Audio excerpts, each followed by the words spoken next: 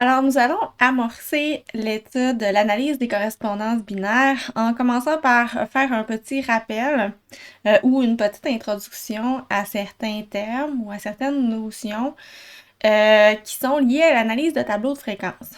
Donc, quand on fait l'analyse des correspondances binaires, essentiellement, ce qu'on fait, c'est une analyse d'un tableau de fréquences. Alors, l'idée dans cette capsule-là, ce n'est pas de refaire l'analyse de tableau de fréquences. C'est vraiment de fournir ou de rappeler le vocabulaire ou les notions qui sont spécifiques à l'analyse de tableau de fréquences et qui vont vous être utiles pour comprendre la mathématique de l'analyse des correspondances binaires et aussi pour comprendre un peu l'interprétation. Ça va vous faciliter, bref, l'interprétation de ce qui sort d'une analyse des correspondances binaires. Alors, allons-y. Alors, on va voir les tableaux de fréquences, le vocabulaire qui est associé à ça, un peu de notation, et puis on va mettre ça un peu en lien avec la notion d'indépendance pour commencer à parler, à faire le lien vraiment avec l'analyse des correspondances binaires. Alors, allons-y avec un peu de notation. Alors, dans notre analyse des correspondances binaires, X, ça va être une variable catégorielle à n modalités.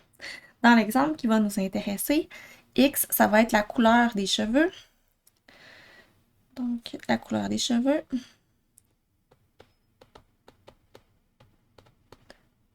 Et puis, il va y avoir 3 modalités. N va être égal à 3. Y, ça va être une variable catégorielle à P modalités. Et Y, dans notre exemple, ça va être la couleur des yeux. Et on va avoir pour les yeux 4 modalités. Donc, dans nos tableaux de fréquences, X va représenter les lignes et Y va représenter les colonnes. Alors, K, ça va être notre tableau de fréquence, qu'on appelle parfois tableau de contingence. Ça dépend des livres ou des enseignants. Donc, K, il contient KIJ. KIJ, c'est le nombre d'individus appartenant à la catégorie I de X et à la catégorie J de Y. KI point. Regardez la petite notation avec le point comme ça qui va être très utilisé en analyse de tableau de fréquence. Le point, là, il indique qu'on a fait une somme sur tous les J. Donc, c'est la somme des observations dans la modalité I de X. Le point ici, dans K point J, il indique qu'on a fait la somme sur tous les I.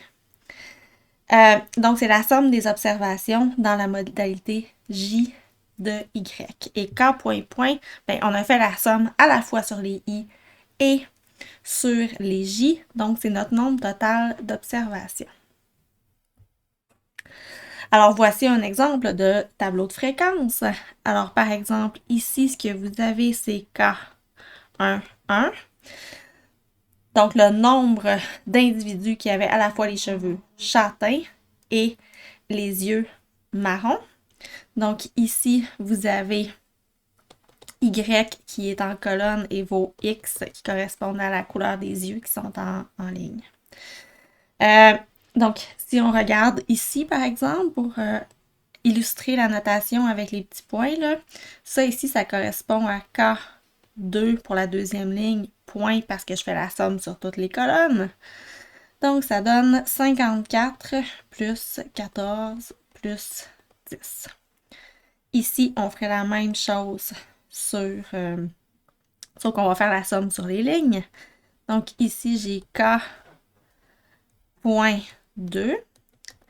Donc, point qui indique que j'ai fait la somme sur toutes les lignes. Et ça me donne 26 plus 14 plus 14 plus 17. Alors, voilà, c'est notre tableau de fréquence. Ah, évidemment, ici, j'ai le K point point, qui est le total des individus qu'on peut obtenir en faisant la sommation des KI points ou des KJ points. Alors, les fréquences relatives maintenant. Quand on parle de fréquences relatives, là, on fait référence en fait à la distribution conjointe de nos X et de nos Y. Donc, notre tableau de fréquences relatives, ça va être une estimation de la probabilité de X et Y. Donc, dans mon tableau de fréquences, je vais avoir les FIJ qui vont correspondre à la proportion d'individus appartenant à la catégorie I de X et à la catégorie J de Y. Donc, ici, là, si vous vous souvenez de la notation qu'on utilise en probabilité, là, ce symbole-là, il indique l'intersection, donc il indique un « et ». Donc, c'est une probabilité conjointe. Alors, on va faire un exemple ici. On va repartir du tableau de fréquence. Donc, ici, c'est notre tableau K qui est ici. Donc, on a notre tableau de fréquence. Et puis, les fréquences relatives, on les a illustrées dans le tableau du bas ici. Alors, si on prend cette valeur-là, par exemple, on peut la calculer. Ça correspond à F11. Et on peut la calculer en prenant le K11 qu'on a ici, donc 119, divisé par le K point, le nombre total d'observations, 484. Donc ça nous donne 0,25. L'interprétation de ça, c'est que dans toute notre population ici, mais dans tout notre échantillon, en fait, il y a 25% des gens qui ont à la fois les yeux marrons et les cheveux châtains. Donc, c'est une probabilité conjointe, c'est la probabilité que une certaine modalité des lignes et une certaine modalité des colonnes se produisent en même temps. Alors, donc les marges maintenant. Quand on va parler des marges en analyse de tableau de fréquence, on va référer aux probabilités marginales de chacune de nos deux variables. Alors, on va les noter encore avec la notation, avec les petits points ici. Là. Donc, FI point, ça va être la proportion des individus dans la modalité I de X, mais ici sans tenir compte de Y. Okay? Et puis ici, F.J, c'est la proportion des individus dans la modalité J de Y. Alors, ça ici, ça va être la marge de X, donc la probabilité marginale de X, la distribution marginale de X. Et ici, ça va être la distribution marginale de Y. Alors, regardons ça un petit peu plus en détail. Donc, ici, la marge de ligne, là, on dirait que c'est une estimation de la probabilité de X. Donc, c'est une estimation de la probabilité d'observer des différentes valeurs de couleur des yeux. Alors, notre marge, elle est ici. Vous l'observez là. Alors, cette valeur-là, par exemple, de 0,31, on peut l'obtenir en faisant la somme de toutes nos fréquences. Donc, on pourrait l'obtenir, on va l'appeler F1 point. On peut l'obtenir en faisant 0,25 plus 0,05 plus 0,01.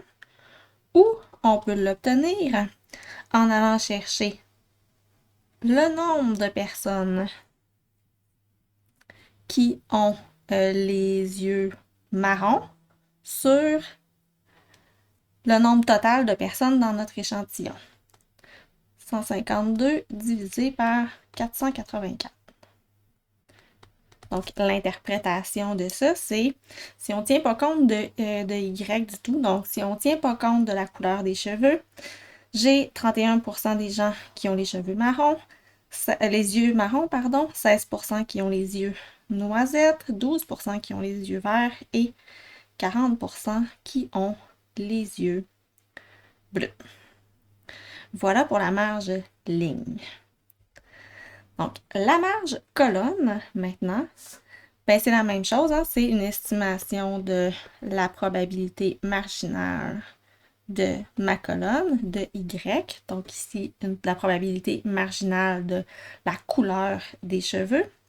Alors, on l'obtient, vous l'avez en bas ici, complètement de votre tableau. Et de façon similaire à ce qu'on a fait avec la probabilité marginale des lignes, mais on peut l'obtenir si on prend cette valeur-là, par exemple. Donc, on peut l'obtenir avec f.2, ça va être égal à 0.05 plus 0.03 plus 0.03 plus 0.04. Et de façon similaire, on pourrait aller la chercher en allant chercher toutes les personnes qui correspondent à cette colonne-là dans notre tableau de fréquence et le diviser par le total de ce qu'on a comme nombre d'individus. Ça nous donne 71 divisé par 484.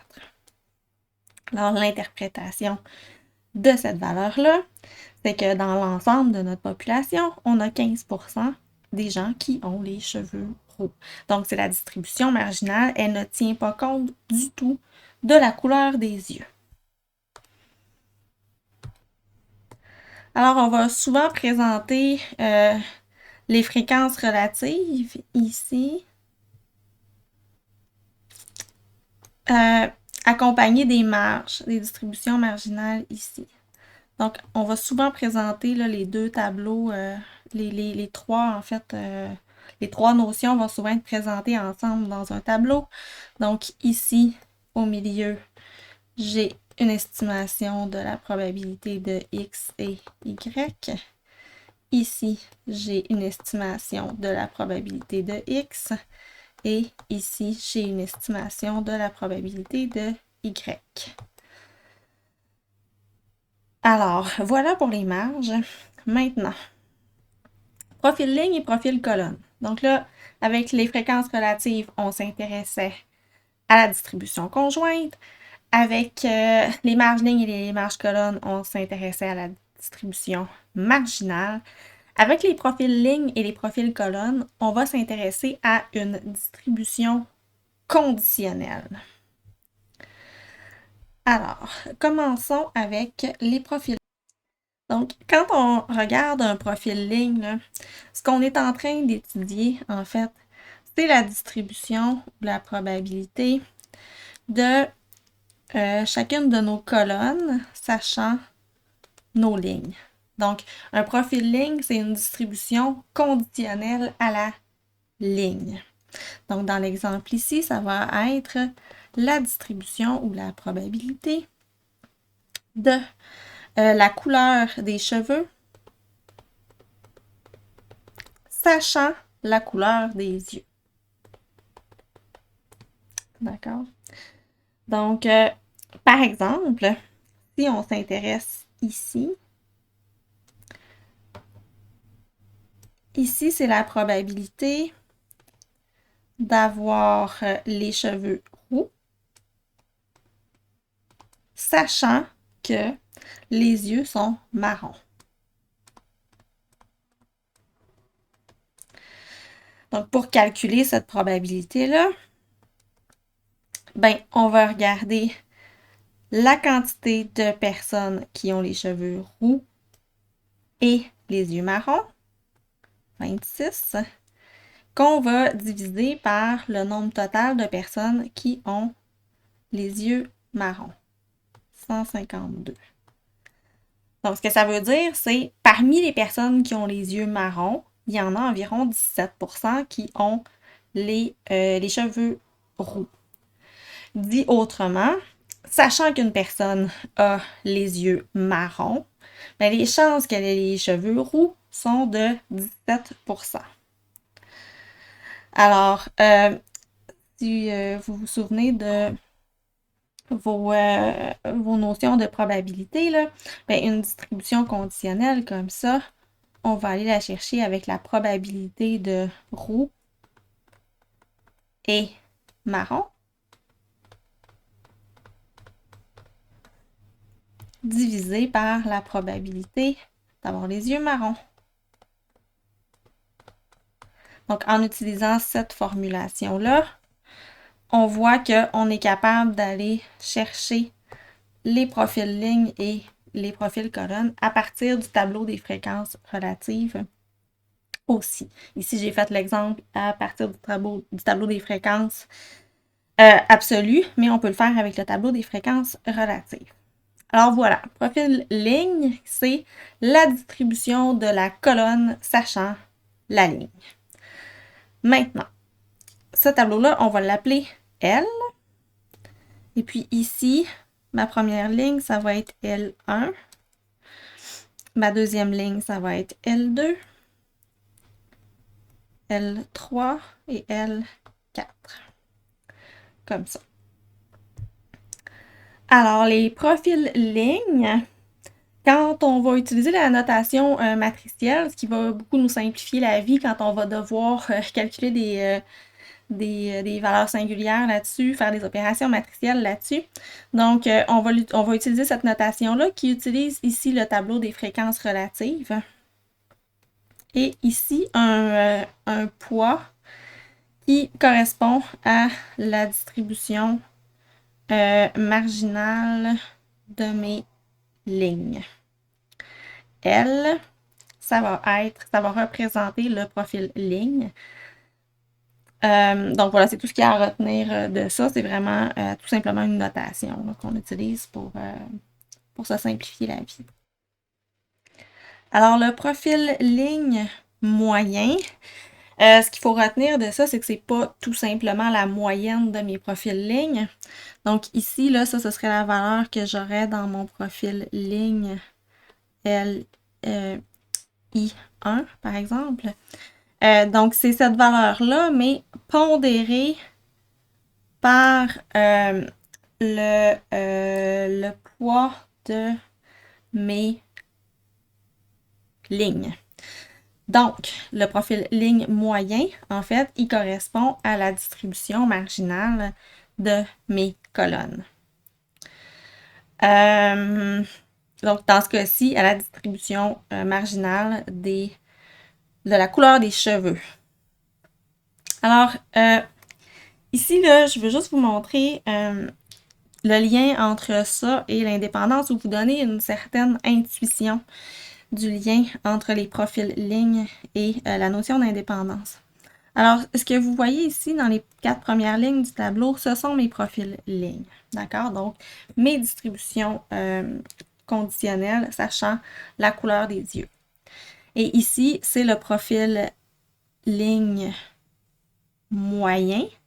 Donc, c'est la distribution marginale de la couleur des cheveux. Oui, voilà, c'est la distribution marginale de la couleur des cheveux. Alors, ici, ce qu'il faut comprendre de ça, ce qu'il faut voir de ça, c'est que si la couleur des cheveux et la couleur des yeux étaient deux variables qui étaient complètement indépendantes, ben, mes profils lignes ici, chacun de mes quatre profils lignes serait très, très, très similaire à mon profil ligne moyen, donc à la distribution marginale de mes colonnes. Et puis, plus mes profils lignes s'éloignent du profil ligne moyen, eh bien, plus je m'éloigne de l'indépendance. Ça va faire partie des notions qu'on va utiliser en analyse des correspondances pour illustrer nos tableaux de fréquences. Alors, on peut aussi s'intéresser à la corrélation entre les différents profils lignes. Alors, regardez ce que ça donne ici, là, entre les yeux noisettes et les yeux marrons. Alors, vous voyez que la corrélation est très, très forte. Ça indique que les deux modalités se ressemblent beaucoup par rapport à la couleur des cheveux. Donc, les personnes qui ont les yeux de cette couleur-là vont se ressembler par rapport à la couleur des cheveux. Donc, dans notre façon de présenter ces données-là, on va vouloir que ces deux valeurs-là, ces deux modalités-là, les yeux marrons et les yeux noisettes, soient proches. À l'opposé, si vous voyez, les yeux bleus sont très faiblement corrélés avec les yeux marrons. Donc, on va vouloir que ces deux modalités-là soient assez éloignées dans notre visualisation des données. Alors, les profils colonnes maintenant. Alors, c'est similaire au profil ligne, c'est juste que cette fois-ci, ça va être, on va s'intéresser à la probabilité de nos lignes, sachant les colonnes. Donc, dans l'exemple qu'on a, c'est la probabilité ou la distribution, si on veut, de la couleur des yeux, sachant la couleur des cheveux. Alors, si on prend cette valeur-là ici, de 0,19, alors 0,19, c'est le nombre de personnes qui ont les yeux noisette et les cheveux châtains, donc noisette et châtain, divisé par le nombre total de personnes qui ont les cheveux châtains. Alors, cette valeur-là ici, ça va être égal à 54 divisé par 286. Alors, c'est la même chose hein, que les profils colonnes.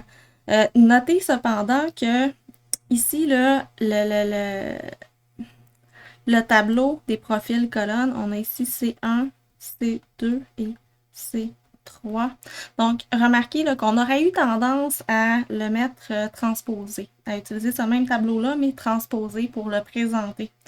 Mais dans les calculs matriciels qu'on va faire, là, vraiment, le tableau, il faut qu'il soit présenté où chaque ligne du tableau est un profil colonne, en fait.